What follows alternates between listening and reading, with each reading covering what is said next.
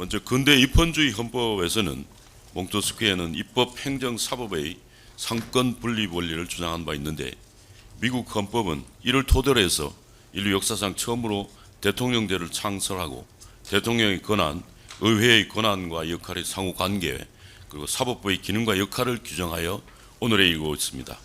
우리 헌법의 대통령제 또한 이와 같은 원리에 입각해서 제도를 도입하여 현행 헌법에 이르고 있습니다. 미국 헌법의 기초자들은 미국 선조들이 청교도가 102명이 종교 자유의 박해로 인해서 신대륙에 와서 새로운 나라를 구성함에 건국에 있어서 신대륙에 있어서 군림하는 구대륙에 있어 군림하는 왕을 배제하고 로마 공화정에 있어의 통령의 제도를 모범으로 하고 그리고 원로원의 의회와 그리고 종신법관으로 구성된 사법부의 독립을 강조하는 대통령제를 창설했습니다. 이 미국 헌법의 대통령제는 미국은 올해가 250주년이지만 나라의 건국은 250주년에 불과하지만 이 대통령제의 헌법은 237년이 되었습니다. 우리나라는 1948년 재헌헌법을 제정한 이래 78년이 이루고 있습니다. 이 대통령제는 여기 지금 피고인 대통령께서는 우리나라 20대 대통령이시지만 트럼프 대통령은 47대 대통령으로 있습니다. 이처럼 대통령제의 관한한 미국은 역사가 깊고 그 경험과 지식을 많이 가지고 있습니다.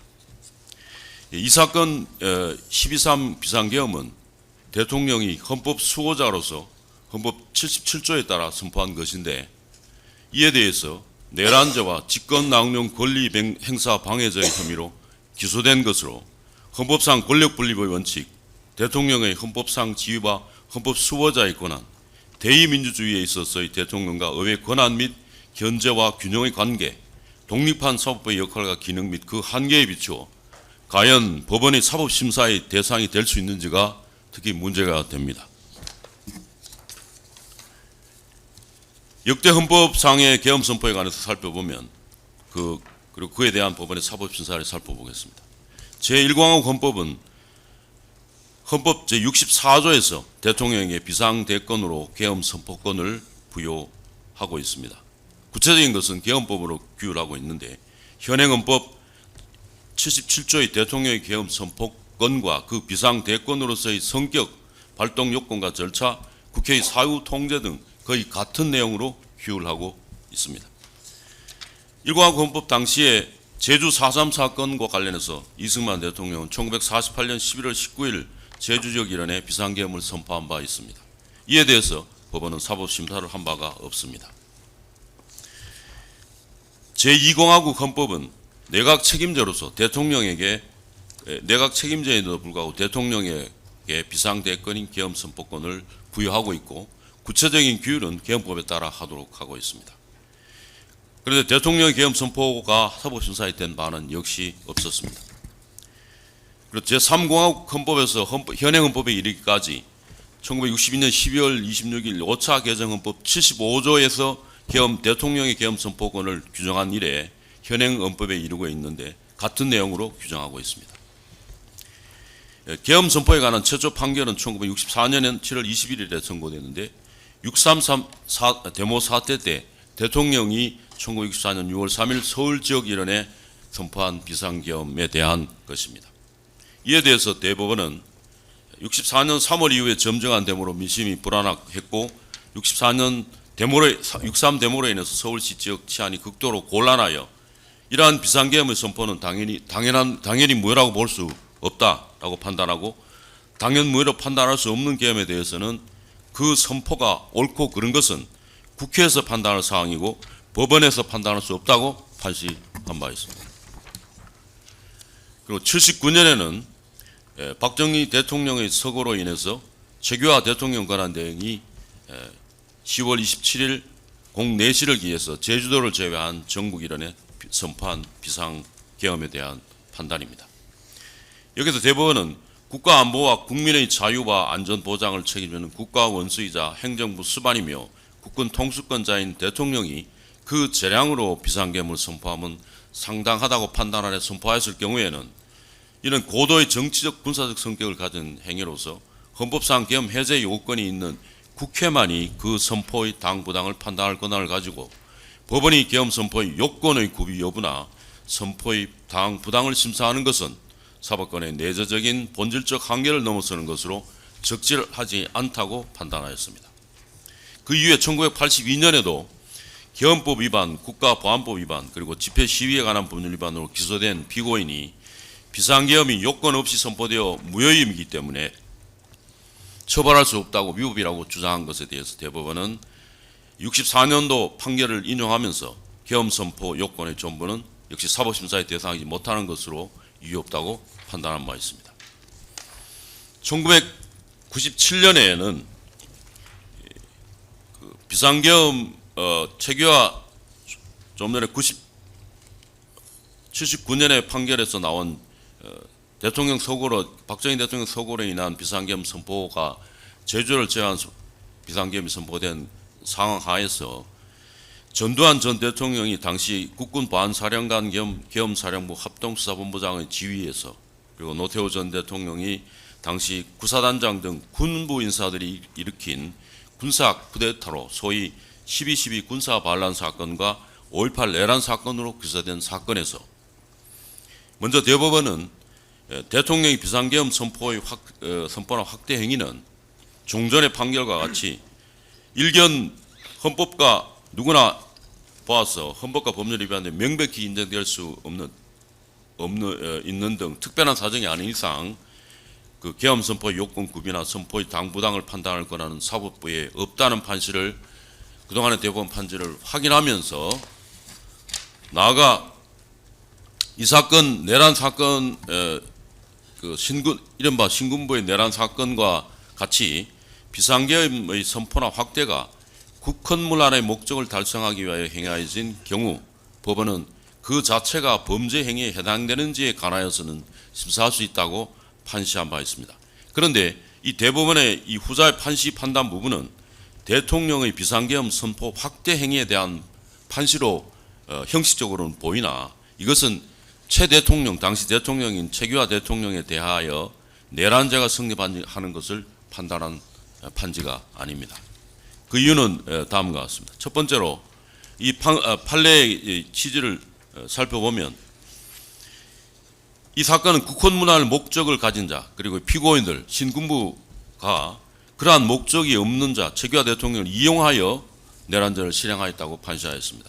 구체적으로는 피고인들이 최 대통령과 국무위원을 강압하여 선포하게 그 계엄 선포를 확대하도록 선포하게 하였다고 판단하였습니다. 그리고 헌법기관인 국무총리와 국무회의의 권능 행사를 강압에 의해서 사실상 불가능하게 한 것이기 때문에 국헌문란에 해당한다고 판시하고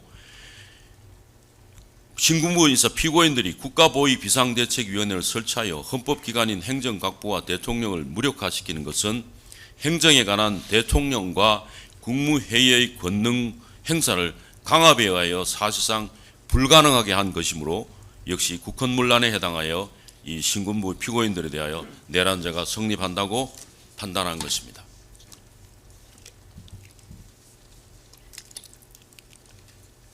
그리고 두 번째로 이 사건 내란죄의 피고인들은 말씀드린 것처럼 전두환 보안사령관 겸 계엄사령부 당시 합동수사본부장을 비롯한 노태우 구사단장 등 군부 인사들입니다. 당시 최규하 대통령에 대해서는 내란죄로 기소되지 않았습니다. 따라서 대통령의 계엄 선포 확대가 국헌문란의 목적으로 내란죄에 해당하는지를 판단한 것이 아닙니다. 결국 이 사건의 경우에는 대법원의 판시는 군부나 특정 세력이 대통령과 정부를 강압적으로 무너뜨리고 도구로 이용하여 정권을 탈취하려는 것을 내란죄로 처벌하는 법리 구성으로 보아야 합니다. 그리고 대통령이 헌법 수호의 책무를 부담하는 국정의 최고 책임자로서 국가 비상사태 상황에서 국가 긴급권 행사로 비상계엄을 선포하는 것이 본질적으로 국헌 문활의 목적을 가진다고 볼 수 없습니다. 이는 양립하기 어려운 것이므로 결국 이 대법원의 전자판지의 문제로 기결될 것입니다.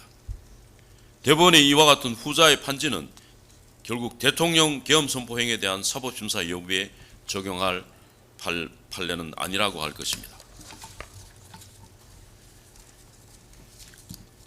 그런데 특별검사는 12상 비상계엄에 대한 사법심사 유무와 관련해서 대법원 2010년 12월 16일 선고한 2010도 5986 판결과 2013년 5월 16일 선고한 2011도 2631 판결을 원형하면서 법원의 사법심사 권한이 있다라고 주장하고 있습니다. 그러나 이 두 판결은 모두 유신헌법 제53조에 근거한 긴급조치에 대한 법원의 판단 유무에 관한 판례입니다.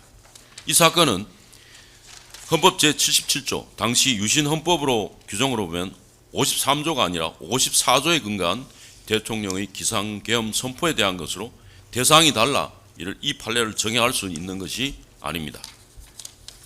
그리고 위 두 대법원 판결의 특검이 인용한 두 대법원 판결의 판결 이후의 주요 요지를 보면 이 대법원은 당시 헌법 제13조에 근거한 긴급조치 사호에 대한 위헌 여부를 판단하였는데요. 이 대통령이 긴급조치를 할 때 사전적으로 또 물론이와 사후적으로도 긴급조치가 그 효력을 발생 또는 유지하는데 국회의 동의나 승인을 얻도록 하는 규정을 두지 않았고 실제로 국회가 긴급조치를 승인하는 등의 조치를 취한 바도 없기 때문에 유신헌법에 근거한 긴급조치가 국회의 입법권 행사라는 실질을 전혀 갖추지 못한 것이기 때문에 긴급조치에 대한 위헌 여부의 심사권은 최종적으로 대법원에 속한다고 판시한 것입니다. 요컨대 유신헌법 53조에 근거한 대통령의 긴급조치에 대하여 헌법상 국회의 사전 통지나 사후 통제가 존재하지 않기 때문에 국민의 기본권 제한을 내용으로 하는 것에 대해서 법원이 심사한다는 것입니다. 따라서 위 판결의 판지를 원형하여 이 사건 대통령의 계엄 선포에 대하여 사법심사의 대상이 된다고 할 수는 없습니다. 특검의 주장은 타당하지 않습니다. 다음으로 헌법재판소 2024년 헌나 탄핵 심판 결정에서 사법심사 대상에 대해서 판단한 점의 문제점과 이것의 원형의 부당성에 대해서 말씀드리겠습니다. 헌법재판소는 피청구인이 주장한 비상계엄이 대통령의 비상계엄 선포행위가 통치 행위로서 사법심사의 대상이 될 수 없다라는 주장을 배척하였습니다. 그 배척 이유는 세 가지인데, 첫 번째로 국가 긴급권은 헌법이 중대한 예외로서 인정한 비상수단이므로 헌법이 정한 국가 긴급권의 발동 요건, 사후 통제 및 국가 긴급권에 내재하는 본질적 한계는 엄격히 준수하여야 한다라는 법리를 주장하고, 두 번째로 계엄 선포에 대한 헌법 77조와 계엄법의 그 요건과 절차를 규정하고 있고 계엄 선포의 사후 통제도 헌법에서 규정하고 있다는 점과 탄핵 심판 절차는 대통령을 비롯한 고위공직자의 권한을 남용하여 그 헌법 법률에 위반한 경우 그 권한을 박탈함으로써 헌법 질서를 지키는 헌법재판이라는 점에서 탄핵 심판 절차에서 계엄 선포 행위의 헌법 및 법률 위반 여부를 심사할 수 있다는 것이 주요 이유였습니다. 그런데 이와 같은 것은 타당하지 않습니다. 첫 번째로 헌법재판소가 인용한 2014년 헌가 5 사건은 헌법 77조에 의한 대통령의 계엄 선포 행위를 대상으로 한 것이 아니었습니다. 이 판결은 2014년 헌가 5 판결은 유신헌법 제53조가 제정되기 전에 구 국가보위에 관한 특별조치법에 근거해서 대통령이 선포한 국가 비상사태로 근로삼권을 제한받은 자가 제기한 이 법률에 대한 위헌 여부가 심판 대상인 위헌 법률 심판 사건이었습니다. 거기서 이 헌법재판소가 주장하는 그 법리는 초헌법적인 긴급조치를 창설한 법률이 헌법이 정한 국가 긴급권의 규정을 위반하는지에 대해서 규범 통제의 권한의 일환으로 판단한 것입니다. 따라서 이를 이 사건의 헌법 77조 당시의 유신헌법 54조 3조가 아닌 4조에 의한 대통령의 비상계엄 선포행위의 사법심사 대상성 문제에 바로 적용할 수도 없는 것입니다. 두 번째로 이 헌법에서 요건과 절차를 규정하고 탄핵 소추권이 헌법재판소의 재판 대상이라고 해서 바로 심판 대상이 계엄 선포가 헌법재판소의 심판 대상이라고 할 수 없습니다. 위에서 살펴본 것 같이 재헌헌법부터 현행헌법에 이르기까지 헌법은 계엄 선포의 요건과 절차에 관하여 규정하고 있습니다. 대법원은 헌법재판소 설립 이전부터 대통령의 계엄 선포 행위가 고도의 정책 결단을 요하는 것으로 원칙적으로 사법심사의 대상이 되지 않는다고 판단하여 왔습니다. 헌법재판소도 역시 대통령의 이라크 파병이나 한미 간의 전략적 유연성 합의나 개성공단 전면 중단 조치 그리고 금융실명제의 위헌 확인 사건에서 대통령의 통치행위로서 헌법 위반 여부를 심사하지 않거나 대통령의 판단을 존중하여 결정하여 왔습니다. 이러한 헌법재판소의 판단에도 배치되는 판시입니다.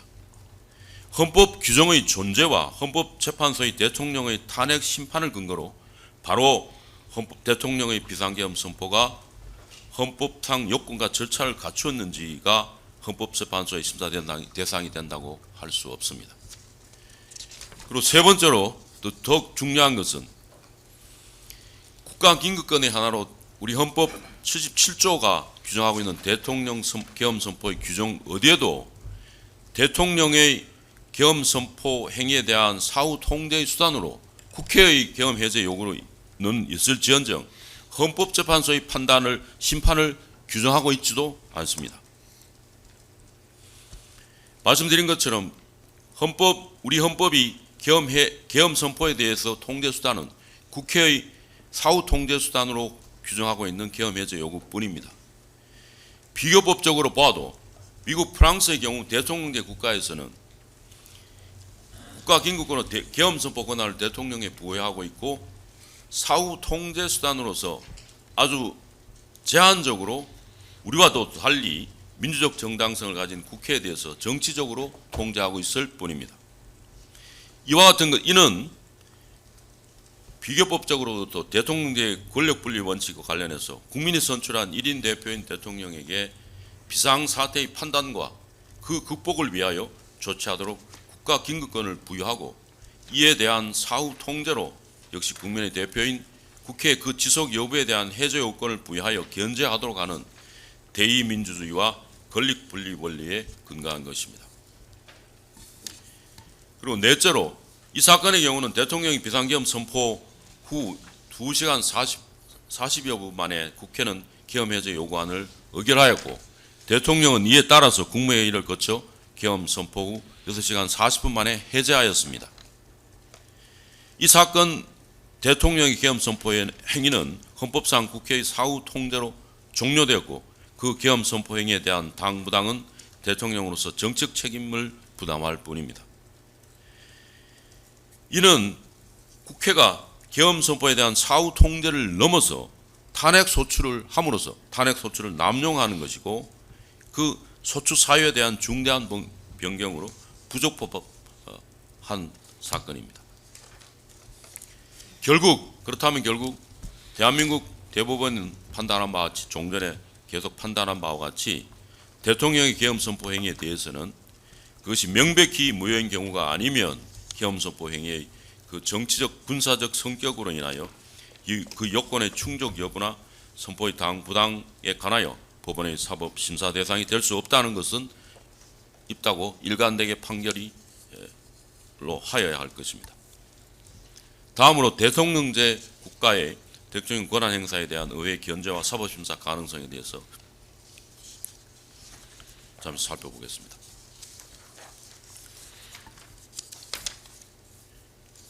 미국 연방대법원은 2024년 7월 1일 트럼프 대 미국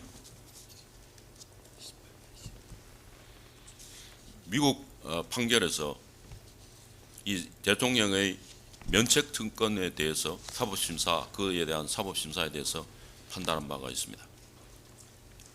이 사건은 미국 역사상 대통령의 재직중의 행위로 기소된 최초의 사건입니다. 2020년 미국 대선과 관련해서 선거 부정 의혹이 제기된 가운데 1월 6일 상원의 대통령의 인준 절차 진행 중에 트럼프 대통령이 법무부에 대해서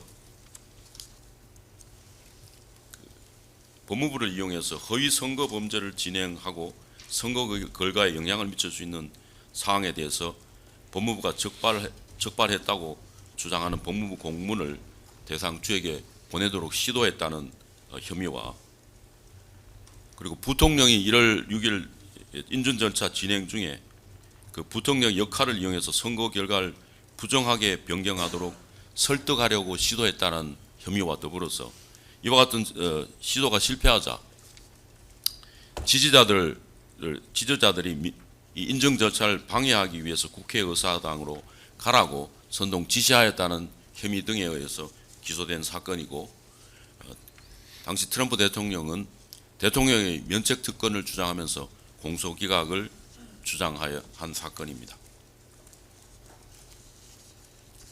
이 사건에서 먼저 미국 연방대법원은 대통령의 책임은 권력 분립의 원칙의 관점에서 보아야 한다고 판시하고, 대통령의 행위가 헌법상 종국적이고 전속적인 권한 내에 이루어진 때는 의회는 권력 분립의 구조적인 문제에서 그 행위를 규제할 수가 없으며 법원은 심사할 수 없다고 판시했습니다.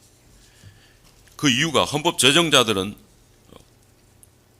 좋은 정부는 법 집행의 역동성과 활기 그리고 단호함과 신성성을 가진다고 보았고, 그와 같은 정부의 효과적인 작동에 대한 장애물은 허용되지 않는다고 합니다. 대통령의 직무가 두려움 없이 공평하게 처리될 수 있는 최대한의 능력을 제공해야 한다는 것이 헌법 정신이라고 판시하였습니다. 그래서 헌법 기초자들이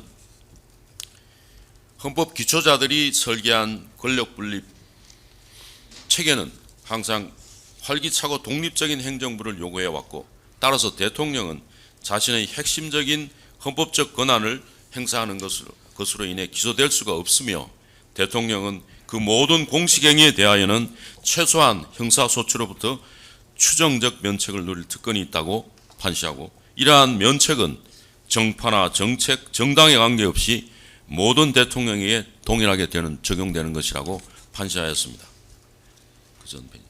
만약 이러한 면책이 없다면 전직 대통령에 대한 이와 같은 유형의 기소는 금세 일상화될 수 있고, 이러한 당파적인 갈등의 순환으로 인해서 대통령직과 정부가 약화되는 결과, 바로 이러한 결과를 바로 헌법 제정자들이 피하고자 했던 것이라고 갈파하고 있습니다. 또 이와 관련해서 연방 헌법 대법원은 이례적으로 미 합중국의 초대 대통령이 이 점에 대한 메시지를 인용했습니다.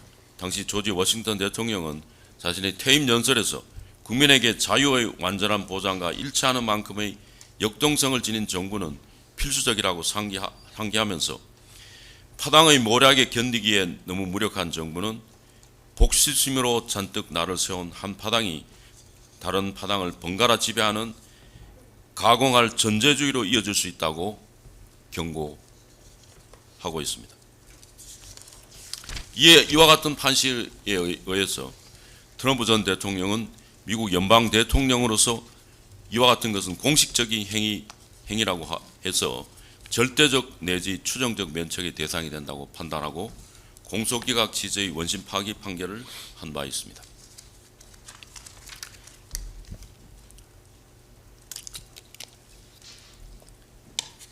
미국은 역사상 67차례에 걸쳐서 건국 이래 67차례에 걸쳐서 대통령이 계엄 선포를 한 바 있습니다. 이에 대해서 사법심사를 한 예는 없습니다. 미국은 계엄 선포를 비롯한 국가 비상사태에 대해서 국가를 보위하고 헌법을 수호할 책무와 권한은 미국 헌법 제2장의 행정권으로서 대통령에게 부여하고 있습니다. 이 국가 비상사태인지 이 계엄 선포할 것인지에 대해서는 대통령의 판단에 맡겨져 있습니다. 의회는 1976년에 비상사태법을 제정해서 대통령의 계엄 선포에 대해서 연방 상하원이 합동으로 해제 의결을 하면 해제할 수 있도록 사후 통제 절차를 마련했습니다. 그러나 이와 같은 연방의회 계엄 해제 의결도 이에 대해서 대통령은 거부권을 행사할 수 있고, 대통령이 거부권 행사하면은 우리와 같이 연방 상원의 합동으로 3분의 2 찬성으로 계엄 해제를 재의결할 수 있습니다. 결국 미국도 대통령의 계엄 선포 등 비상사태의 선포는 대통령의 헌법상 권한으로서 이는 절대적 면책 사유로서 형사처벌의 대상이 되지 않습니다. 프랑스 헌법 역시 프랑스 대통령이 계엄을 선포할 수 있는데, 이에 대해서 프랑스 대통령이 국무회의를 심의해서 계엄령을 선포하는 경우에 우리와처럼 사후 통제 제도는 국회의 사후 통제는 직접적으로 사후 통제는 없는 바 제한적으로 12일 이상 계엄을 지속하면은 의회의 승인을 받도록 하고 있습니다. 대통령의 선포에 대해서 역시 사법심사의 대상이 되지 않고 탄핵이나 이에 대해서 형사처벌된 예는 없습니다. 다음으로 이 사건의 경우에서 살펴보겠습니다. 우리 헌법은 국가의 독립, 영토의 보존, 국가의 계속성과 헌법을 수호할 책무를 온전히 수행할 수 있도록 국정 최고 책임자로서 대통령에게 국군 통수권, 긴급명령권, 계엄선포권 등 국가 긴급권을 부여하고 있습니다. 헌정질서의 위기에 처할 경우 대통령은 헌법질서를 수호하고 국가의 안위를 위하여 필요한 조치를 할 책무가 있습니다. 이는 경제, 외교, 국방, 안보 등 국정 최고의 책임을 대통령에 위임한 주권자인 국민의 의사입니다. 피고인 윤석열 대통령 정부가 출범한 이래 국회를 장악한 거대 야당은 탄핵 소추가 되면 그 직무가 정지됨을 악용하고 국회 소추 절차에서 여당의 참여를 배제하고 비위나 일탈 행위와 무관한 사유로 정정수만 채워서 탄핵 소추를 남용했습니다. 그리하여 감사원장, 방송통신위원장, 서울지방검찰청 검사장 등 주요 간부, 행정안전부 장관 등 국무위원 등에 대하여 22차례에 걸쳐 탄핵 소추를 남발하고 악용했습니다. 국회를 장악한 이와 같은 탄핵 소추의 남발로 인해서 헌법상의 적법 절차 원칙을 위반하여 합의제 기관인 감사원의 기능을 저해하고 방송통신위원장과 권한대행에 연이어 탄핵하고 방송통신위원회 추천하지 않음으로 인해서 정보통신과 방송에 관한 방송통신위원회의 기능을 마비하고 중앙지검검사장 등 주요 간부를 겁박함으로 있어서 형사사법 질서의 실현을 위한 수사 기능을 지장을 초래하였습니다. 그리고 이상민 장관 등 국무위원들에 대한 탄핵 소추로 헌법재판소의 탄핵 기각 결정이 될 때까지 수개월 동안 행정부 장관의 업무 공백을 초래해서 행정기능의 장애를 가져왔습니다. 또한 노란봉투법, 국회 증언감정에 관한 개정법, 방송 3법, 전국민 25만 원 지원 법안, 농업사법안, 주주에 대한 이사의 충실 의무를 신사하는 상법 개정안, 최상범 특검법 등 11개의 특검 법안 등을 발의하고 심의하는 과정에 정부 여당의 협의나 수기 없이 일방적으로 통과시켰습니다. 이들을 위헌적인 법안에 대해서 대통령은 41차례 거부권을 대통령 탄핵 이후 12건을 포함해서 41차례 거부권을 행사하였는데 그중에 40건이 제1 부결된 바 있습니다. 이런 거부권 행사와 다시 거부권 행사를 하면 다시 제2법을 하고 두 차례, 세 차례 거듭 다시 제기를 하는 발의하여 헌법의 일사부재의 원칙에 위반하여 입법 남용의 소지를 야기하였습니다. 그리고 국회를 장악한 거대 야당은 헌정사상 처음으로 정부 여당과의 협의도 없이 4조 1천억의 예산을 일방적으로 삭감하여 정부 예산 편성권을 침해하였습니다. 마약 범죄나 딥페이크 범죄, 민생 범죄 수사 예산을 삭감하고 북한 핵 등의 위협에 대응하는 안보 체계 예산을 삭감하고 그리고 차세대 원자력 발전소 개발 등 금액 R&D 예산을 삭감함으로써 모두 핵심적인 국정 과제 추진하고 민생 경제와 안전, 치안 유지에 절대적으로 필요한 예산을 아킬레스건 예산을 삭감함으로써 행정부의 기능을 마비시켰습니다. 2023년 10월 국정원의 선거관리위원회 선거관리 시스템에 대한 보안 점검 결과 선거관리위원회의 업무망과 선거망은 분리되는 것이 미흡해서 선거망에 대한 침투가 가능하였고 사전투표소 내부에 설치된 투표용지 발급기 장비를 통해서 해커의 침투가 가능하였고 인터넷을 통한 개표 결과도 역시 해킹이 가능했으며 연수원 서버가 취약하여 데이터베이스의 접속 및 계정 탈취가 가능하고 최고 관리자의 권한으로 웹셀 접근도 가능함으로써 선거관리위원회의 선거관리 시스템에 이상이 발견됐습니다. 자유민주주의 제도를 관리하는 선거관리위원회의 선거관리 시스템에 국민적 불신이 증폭되고 있고 선거관리위원회의 선거 시스템을 점검하여 선거 제도의 공명성과 신뢰성을 확보할 필요가 있었습니다.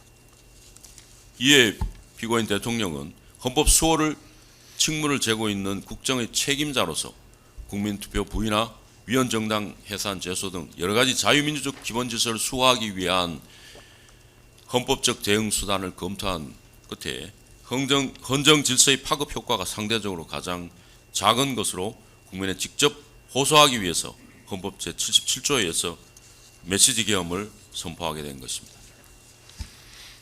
국회는 이러한 피고인의 비상계엄에 관한 대통령 대국민 담화 후 약 1시간 40여 분 만인 2024년 12월 4일 1시 3분경에 헌법 제77조 5항에 의하여 비상계엄 해제 요구안을 의결하여 해제를 요구하였고 피고인은 이를 받아들여 이 사건 비상계엄을 해제하였습니다. 최초 계획대로 해제 요구안이 가결되자 바로 계엄이 해제된 것입니다. 따라서 이 사건 비상계엄 선포는 피고인이 자유민주적 헌정 질서를 회복하고자 헌법 77조에 따라 정당하게 국가긴급권을 행사한 것입니다. 누가 봐도 일견 헌법이나 법률에 위반되거나 되어 무효라고 인정될 수 있는 것이 아닙니다. 법원이 이와 같이 비상계엄을 내란죄로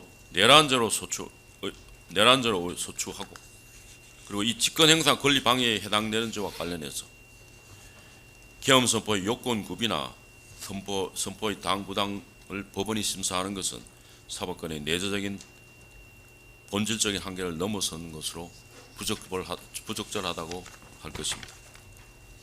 따라서 이 사건 공소 사실은 형사소송법 327조 1호의 재판권이 없는 것에 해당하여 공소기각 판결을 선고하여야 합니다. 다음으로 헌법재판소의 사법심사 대상 등 이외의 쟁점에 대한 헌법재판소 결정의 문제점과 이 사건 내란죄와 직권남용 권리행사 방해죄의 여부와 관련해서 원형이 부당하다는 점에서 말씀드리겠습니다. 먼저 탄핵소추는 법제사법위원회의 조사 절차를 거치지 않은 소추상의 헌법상 적법 절차와 권력분리 원칙에 위반된다는 것입니다. 헌법재판소는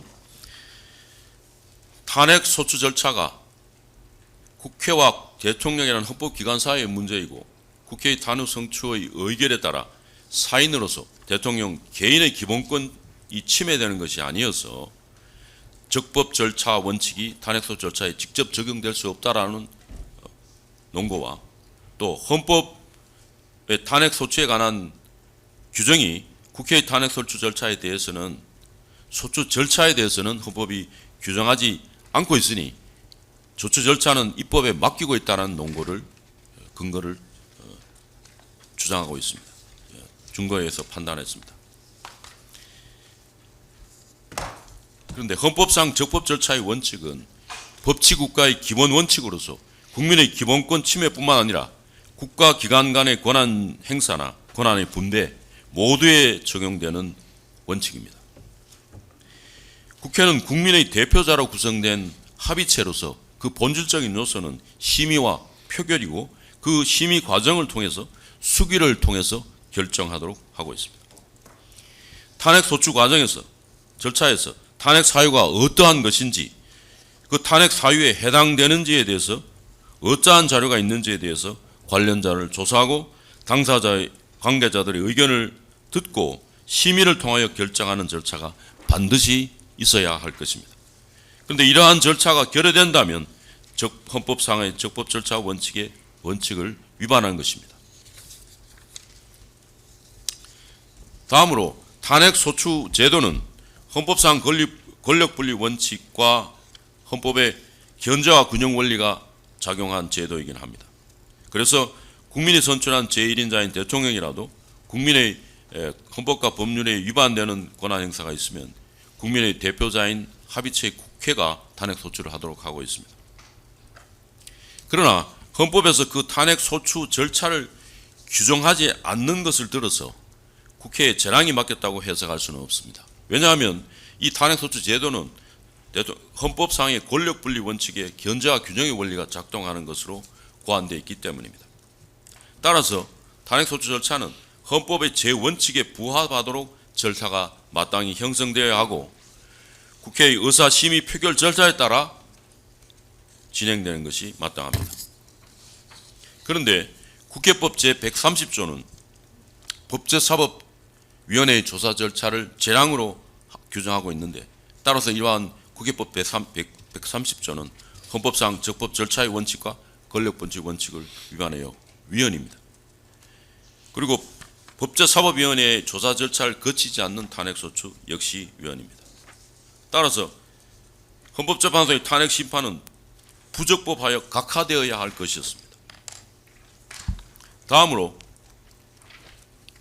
내란죄를 소추 사유에서 국회가 내란죄 소추하면서 소추한 이후에 내란죄를 소추 사유에서 처리하고 헌법재판소는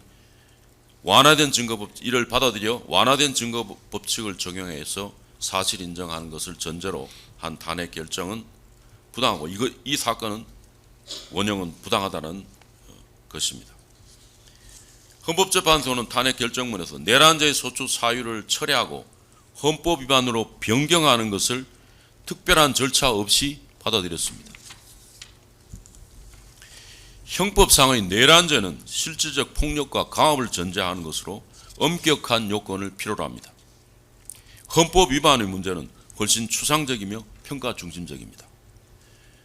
따라서 형법상 내란죄를 헌법 위반으로 법적으로 전환한다는 것은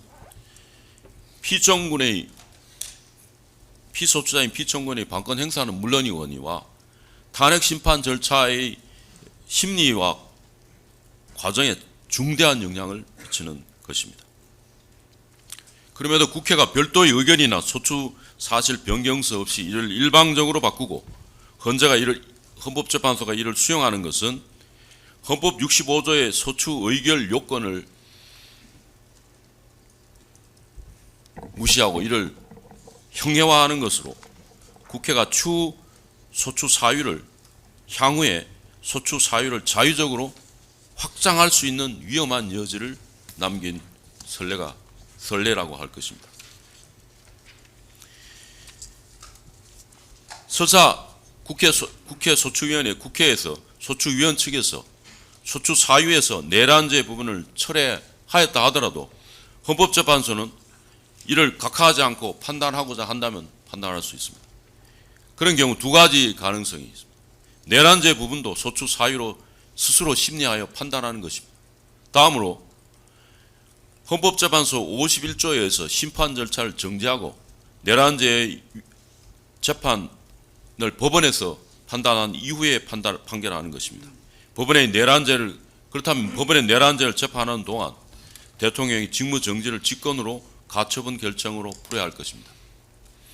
대통령이 탄핵 소추되는 경우에 직무를 정지하도록 규정한 것은 제2공화국 내각책임제 헌법에서 비로소 최초로 등장하는데, 그때는 국무총리와 대통령이라는 두 개의 그 원수로 두 가지의 최고 헌법 기관이 있어서 대통령에 대한 탄핵 소추의 경우에 직무를 정지해야만 비로소 대통령과 국무총리의 그 권한 관계가 잠정적으로 정리되는 그런 효과가 있기 때문에 한 것인데, 그 이후에 대통령제를 채택한 이후의 헌법에서도 무비판적으로 도입된 것입니다. 따라서 헌법 규정은 충분히 헌법재판소가 사건에 따라서 충분히 해석을 통해서 헌법 합치적으로 해석할 수 있는 부분입니다.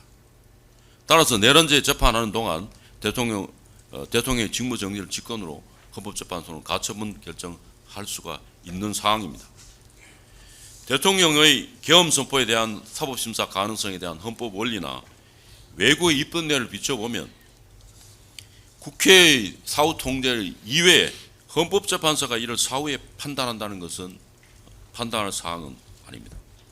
우리 대법원의 판례 법리에 따라서도 헌법재판소가 대법원의 판례 법리에 따라서 헌법재판소는 결코 사후적으로 판단하고자 하면 위 두 가지 중 어느 하나로 결정하는 것이 마땅할 것입니다. 그런데 헌법재판소는 그 어느 하나도 채택하지 않았습니다.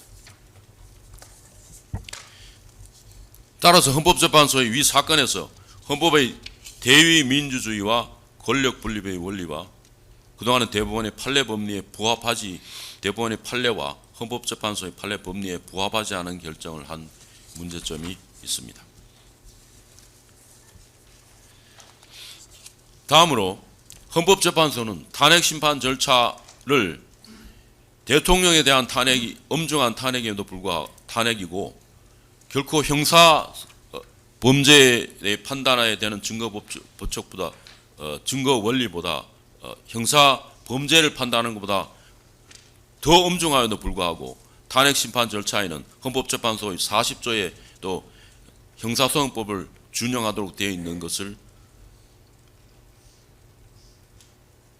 해석을 통해서 탄핵 심판 절차는 전문 법칙에 관한 형사소송법 조항을 완화하여 적용할 수 있다고 한 후에 이 판단은 종전의 헌법재판소의 판단을 그대로 무비판적으로 답습한 것인데, 이 사건 계엄 선포의 경우에는 형사로 기소된 사건입니다. 내란죄로 기소된 사건이어서 탄핵 심판과 형사 위반 여부가 두 가지가 같이 진행되는 것이어서 헌법재판소는 종전의 판례를 무비판적으로 채택할 사항이 아니었습니다.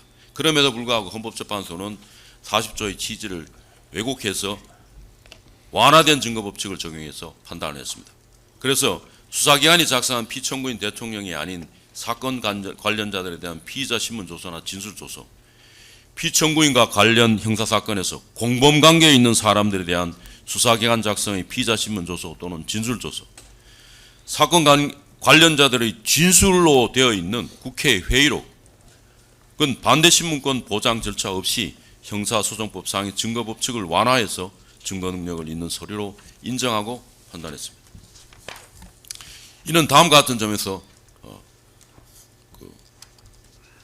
문제가 있습니다. 첫 번째로 형사소송 절차에서는 공범으로 기소된 사람들에 대한 수사기관 작성의 피의자 전문서나 진술조서는 그 내용을 부인하면 증거로 쓸 수가 없습니다.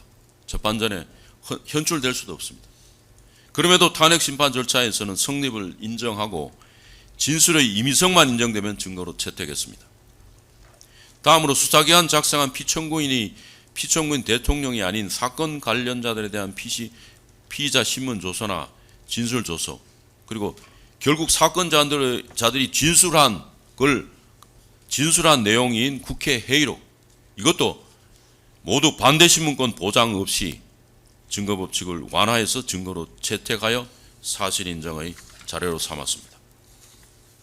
두 번째로 헌법재판소는 대통령이 직무가 정지되었다는 것을 빌미로 신속한 재판이라는 이유로 피청구인의 증거 신청이나 증인 신청을 대부분 배척했습니다. 그리고 그 증인 신문조차 시간상의 제약으로 실체적 진실을 규명해 제안을 받았습니다. 세 번째로 내란죄의 수사기관이 생성한 자료들 완화된 증거 법칙에 따라 증거로 채택되어 상당 부분 사실 인정의 자료가 되었습니다. 네 번째로 탄핵심판 결정 이후에 피고인 대통령과 계엄 사무를 집행한 주요 인사들의 통화 기록과 국내의 심의 과정을 알 수 있는 대통령실 CCTV 자료가 나왔습니다. 위와 같은 자료들에 의한 사실 인정과 그에 따른 탄핵 결정은 따라서 이 사건 내 그대로 결코 원형할 수가 없습니다.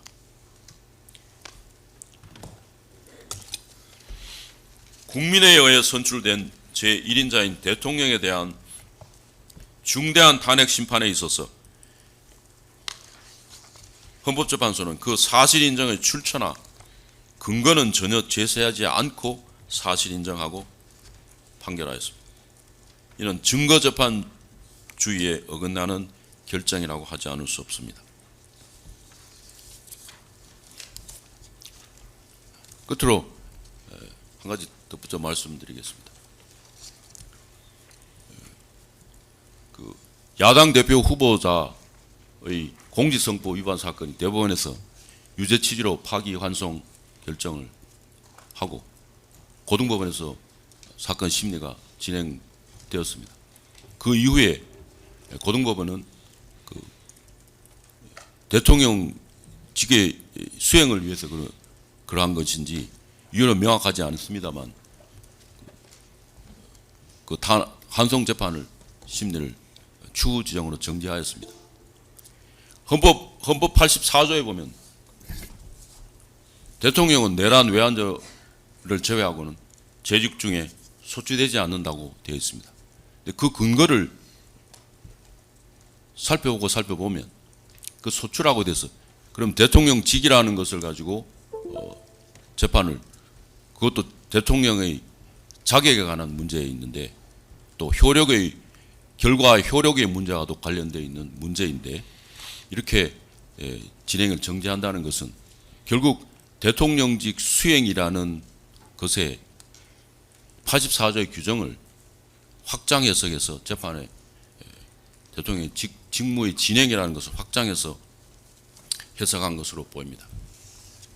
그렇다면 대통령 직위의 수행이라는 엄중한 것에 대한 근거를 찾아본다면 찾아볼 수 있을 것인데 그렇다면 대통령 재임 중에 77조에 대한 헌법 수호자로서 대통령이 부여된 계엄 선포를 권한을 행사해서 자유민주 질서를 수호하기 위해서 계엄 선포한 것은 이 피고인 윤 대통령 사건에 대해서 같이 재직 중의 행위인데 그렇다면 그 심리는 섣불리 법원에서 판단을 해서는 안 될 것입니다. 그것이 사법권의 독립을 부여하고 객관적인 공정성을 부여한다면 모든 대통령에 대해서 직위에 대해서 그대로 적용이 되어야 할 것입니다. 만일에 대통령에 대해서 이 피고인 윤 대통령에 대해서 본안 판단을 하고자 하신다면 이재명 대표의 공직선거법 위반 파기환송 재판을 개시하여 판단을 해야 마땅할 것이고 마땅하다고 생각됩니다. 이와 같은 이유로 이 사건은 이 327조 1호에 따라서 법원의 재판권이 없어서 공소기각 결정을 해주시기를.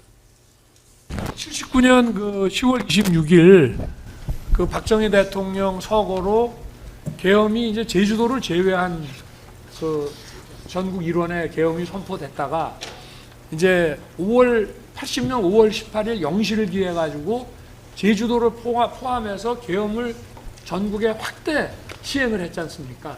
그러고 다시 80년 10월 26일 날 제주도를 제외한 것으로 계엄 그 시행 범위를 다시 그 1년 전 그 11국 때처럼 축소시킨 그거더군요. 네. 과거 요하네스 케플러는 대학의 교수직에서 쫓겨나고 교회로부터 파문을 당하고 죽을 때까지 여러 차례 거주지를 옮겨다니며 경제적 고통을 겪었습니다.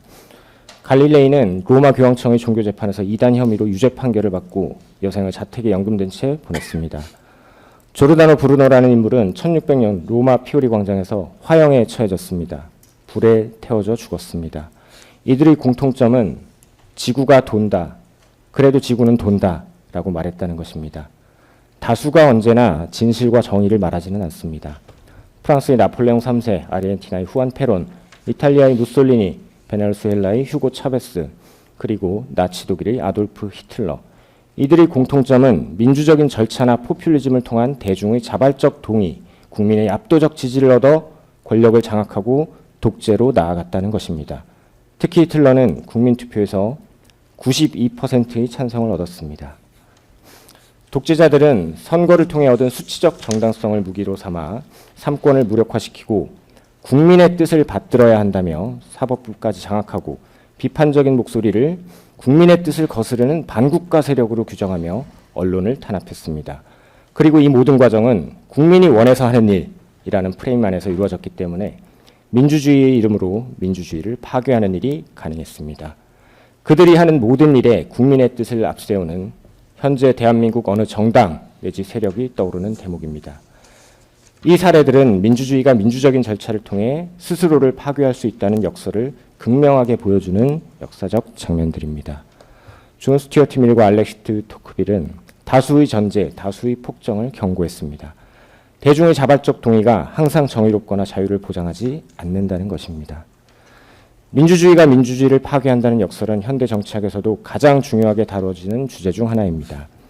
다수 대중의 지지가 어떻게 독재의 정당성이 되고 결국 민주주의를 파괴하는 병기가 되는지를 보여주는 이 현상은 권위주의적 포퓰리즘의 전형적인 경로입니다. 앞서 뼈아픈 역사를 겪은 후 독일을 비롯한 많은 현대 민주주의 국가들은 방어적 민주주의라는 개념을 도입했습니다. 민주주의를 파괴하는 자유까지 허용해서는 안 된다는 원칙입니다. 피고인의 비상계엄 선포 역시 대한민국의 자유민주주의 헌정 질서를 수호하기 위한 방어적 민주주의 발동으로 이해되어야 합니다. 내란죄는 목적범이고 그 목적은 국가 권력 배제 또는 국한문란의 목적이지만 피고인에게서는 그와 같은 목적을 전혀 발견할 수 없습니다. 어떤 행위를 판단할 때는 그 본질을 대상으로 해야 하는데 오히려 당시 야당의 무차별적인 위헌입법, 무차별 예산삭감과 탄핵은 삼권 분립에 따른 대통령과 정부에 대한 견제의 수준이 아니라 사실상 모든 것에 대한 무조건적인 반대로 국정운영을 거부함으로써 국가기관인 대통령을 배제하려는 시도였고 물리적 폭동만 없었을 뿐 다수결과 합법을 가장한 헌정질서 파괴 행위, 체제 전복 시도였습니다.